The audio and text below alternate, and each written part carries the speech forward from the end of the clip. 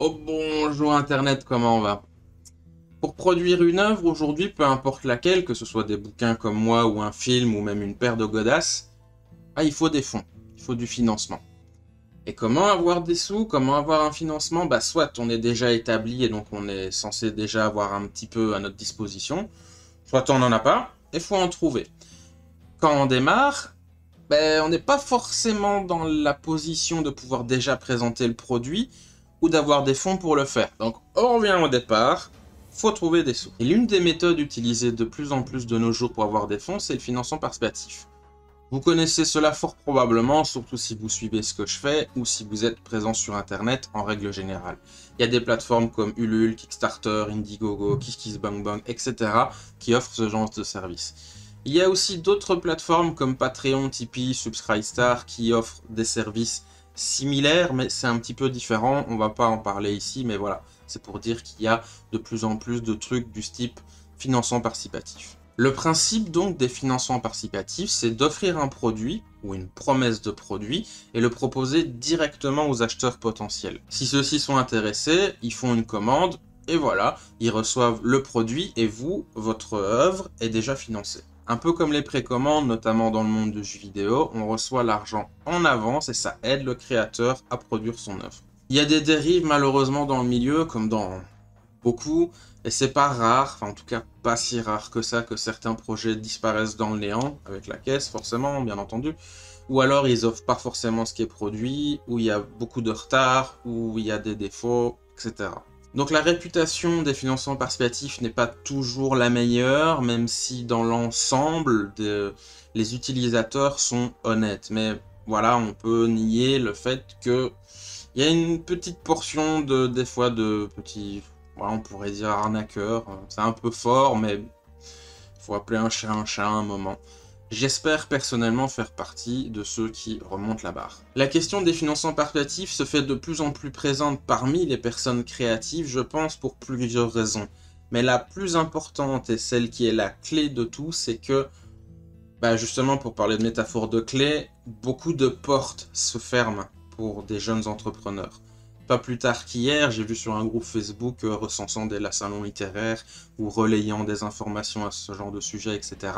Une personne présentait un salon et dans cette présentation, il y avait une note disant auto-édité non accepté. Et le même jour, hier également, une boutique à un Cultura dans une petite ville en Belgique où on m'avait dit, tiens, voilà, dans cette ville-là, il y a plein de boutiques, tu pourrais faire un tour. Et du coup, j'ai balancé plusieurs courriers à des libraires potentiels, dont un Cultura, et ils ont dit, non merci.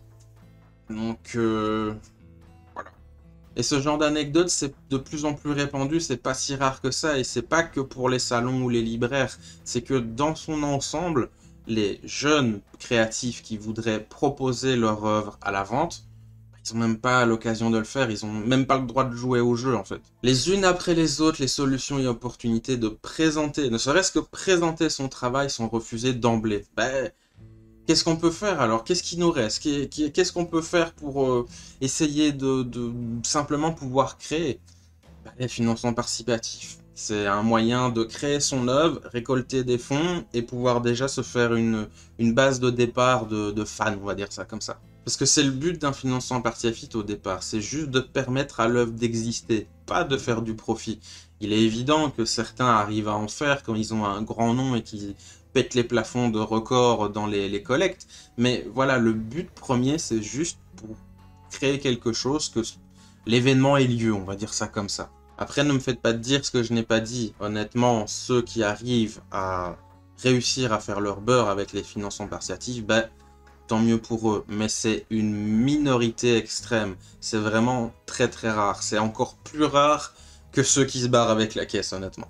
C'est aussi pour ça que j'en parle et je voudrais aussi mettre les points sur les i là-dessus pour clôturer cette vidéo. C'est que les financements participatifs, c'est pas plus ni moins que des événements de collecte ou une demande de dons ou des choses comme ça. C'est un petit coup de pouce qui permet à quelque chose d'exister. Je vais faire une métaphore, mais on a tous connu ça, les écoles qui organisent des événements, des fêtes, des soirées, des repas, des tombolas, ce genre de trucs. C'est juste pour permettre à quelque chose d'avoir lieu, comme par exemple un voyage scolaire ou le financement d'une nouvelle salle de sport ou des conneries comme ça. C'est juste pour aider à la création de quelque chose. C'est pas pour en avoir pour son argent. Si c'est le cas, bah, vous, pour un repas, par exemple, les trucs de lasagne et tout, moi j'en ai connu plusieurs comme ça. Vous achetez votre lasagne au magasin, c'est pas ça le but. Le but, c'est que l'argent que vous donnez, bah déjà, ça, vous recevez quand même votre repas ou votre truc, ou vous participez à l'événement, mais une partie de cette somme d'argent va pour financer autre chose. Et les financements participatifs, quand c'est bien fait, c'est super cool parce que tout le monde y gagne. Déjà, vous faites vous une bonne action en aidant un artiste à financer son activité. Vous recevez l'objet en question et la personne peut déjà un petit peu évoluer, se faire connaître, avoir une fanbase et ce genre de choses. Tout le monde est content. Bref, voilà, les financements, c'est cool, c'est vachement bien que ça existe et heureusement que ça existe parce que si c'était pas le cas, bah on perdrait encore une opportunité de plus à produire notre art parce qu'au final c'est tout ce qui compte, c'est juste pouvoir continuer à faire ce qu'on fait vu que le chemin traditionnel est très souvent euh, compliqué, voire on n'y a pas accès du tout et c'est extrêmement frustrant. C'est extrêmement frustrant parce que on a juste l'impression bah, qu'on n'a même pas le droit d'essayer et ça c'est moche. Au revoir Internet, gros bisous. Comme disait ma femme, hein. Vous voyez, j'ai une photo d'elle. Abonnez-vous, likez, partagez, appuyez sur la cloche, puis mettez un commentaire aussi, hein.